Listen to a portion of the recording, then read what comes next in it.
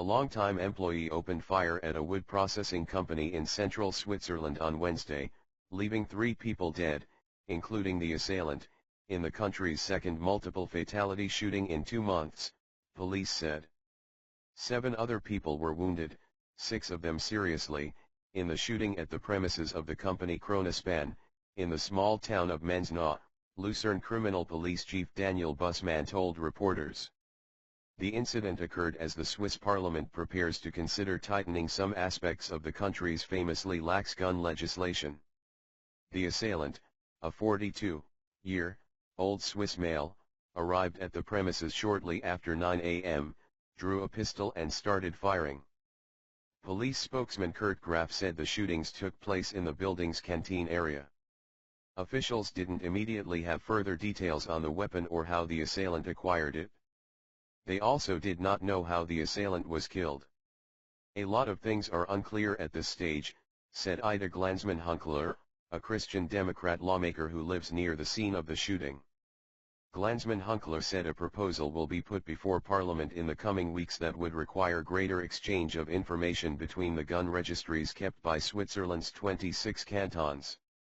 Authorities would also record whether a person is considered mentally fit to own a gun, and increase officials' powers to confiscate weapons if they aren't.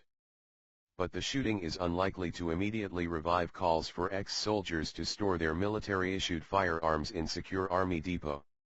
The country has a long-standing tradition for men to keep their military rifles after completing compulsory military service.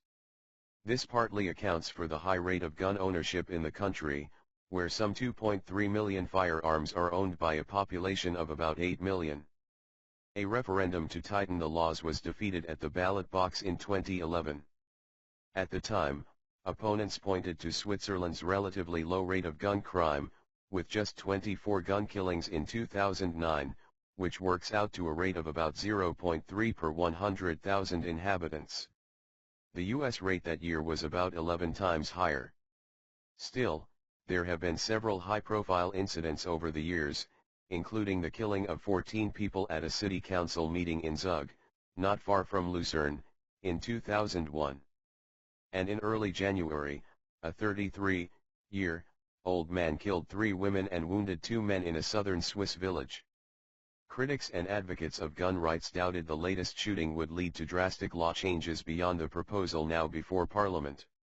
If we demanded another referendum now, many people would say we already dealt with this 2 years ago, said Tobias Estermann, a member of the anti-weapons group Switzerland Without an Army. Peter Schilliger, a Lucerne lawmaker, said the popularity of shooting clubs in Switzerland means there is strong grassroots support for gun ownership.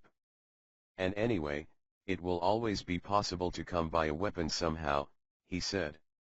Kronospan chief executive Mauro Capozzo said that the suspected assailant had been with us for more than 10 years, a quiet man, no other incidents involving him are known.